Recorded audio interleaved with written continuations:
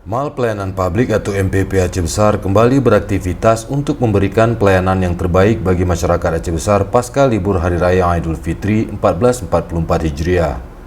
Diana, salah seorang petugas pelayanan MPP Aceh Besar, mengatakan MPP Aceh Besar mulai kemarin beroperasi kembali setelah cuti Idul Fitri 1444 Hijriah, tepatnya Rabu 26 April 2023 di hari kelima Lebaran. MPP kembali melayani masyarakat Aceh Besar.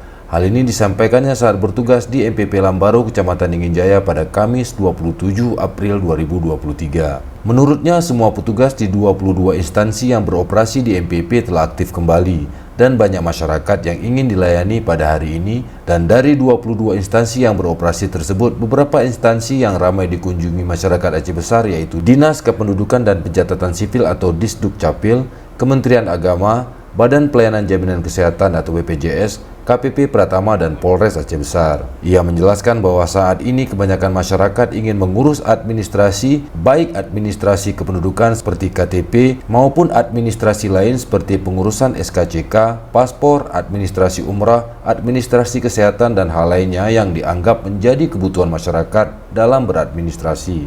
Ia juga mengatakan MPP Aceh Besar akan selalu memberikan pelayanan terbaik bagi masyarakat Aceh Besar untuk peningkatan pelayanan publik kepada masyarakat. MPP Aceh Besar akan dijadikan sebagai gerbang utama pelayanan publik di Provinsi Aceh, khususnya di Aceh Besar, dan dengan pola mengintegrasikan sistem yang ada untuk peningkatan pelayanan publik kepada masyarakat, mudah-mudahan MPP mampu menjadi gerbang utama pelayanan publik. Sementara itu, Wahyudi, salah seorang pengunjung yang ingin mengurus administrasi kependudukan, mengatakan dengan hadirnya MPP Aceh Besar benar-benar memberikan kemudahan, kecepatan, dan keterjangkauan bagi warga dalam mengurus administrasi. Ia sangat senang karena tidak perlu harus ke sana kemari lagi untuk mendapatkan layanan, terutama pelayanan administrasi kependudukan seperti KTP.